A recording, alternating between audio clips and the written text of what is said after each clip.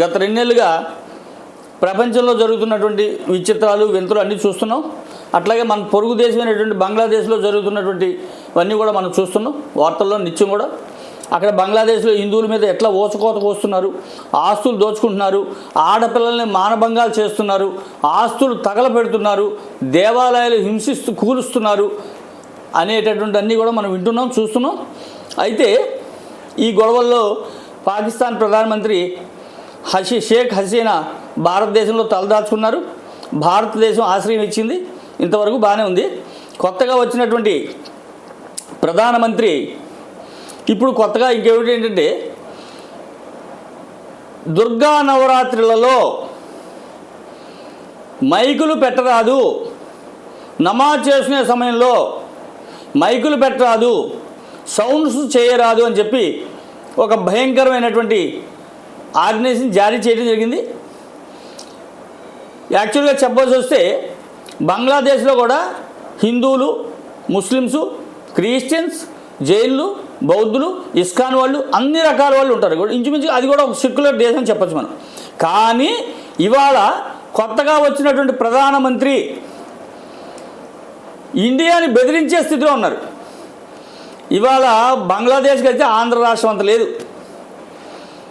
కానీ షేక్ హసీనాని పంపించకపోతే అప్పచెప్పకపోతే మీ సంగతి చూస్తామని బెదిరిస్తున్నారు.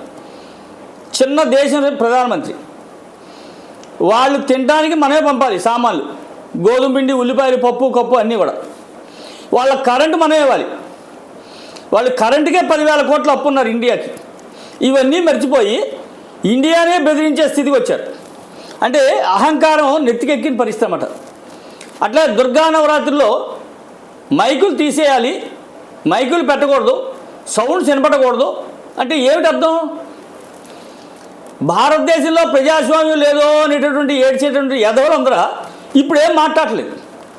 ఇది బంగ్లాదేశ్ కాబట్టి, వీళ్ళు కుహనా సెక్యులరిస్టులు కాబట్టి వీళ్ళకి భారతదేశంలో ఉన్నటువంటి హిందువులు ఏమైపోయినా పర్లేదు, పక్క దేశంలో ఉన్నటువంటి హిందువులు ఏమైపోయినా పర్లేదు, విశ్వంలో ఉన్నటువంటి హిందువులు ఏమైనా పర్లేదు, కానీ వీళ్ళు మాత్రం హిందువులు జరుగుతున్నటువంటి అన్యాయాల పట్ల మాత్రం ఏమీ స్పందించరు, వీళ్ళకి అవసరం కూడా లేదు.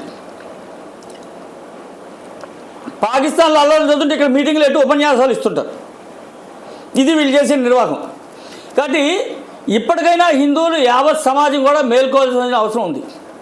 అయితే బంగ్లాదేశ్లో పౌరులు హిందువులు రోజు రోజుకు కూడా చైతన్యవంతులై గత సంవత్సరం పెట్టినటువంటి మండపాల కన్నా కూడా ఈ ఏడు ఇంకా అధికంగా మండపాలు పెడుతున్నారు.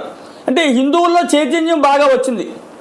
ఎందుకంటే మన బంగ్లాదేశ్ అల్లర్లో చాలా నష్టపోయిన తర్వాత హిందువులు మేల్కొని మనల్ని మనం కాపాడుకోకపోతే మనకు మనుగడ ఉండదు అని చెప్పి నిర్ణయంతో మొత్తం ఒక 10 రోజులు బంగ్లాదేశ్ స్తంభింపజేసినటువంటి స్థితికి వచ్చారు.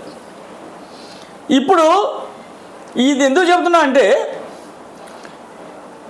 సెక్యులర్ దేశం అని చెప్పినటువంటి ఇచ్చేటువంటి ఎదవలంతా బంగ్లాదేశ్లో ఉన్నటువంటి హిందువులు అనుభవిస్తున్నటువంటి కష్టాల గురించి ఎవరూ మాట్లాడలేదు.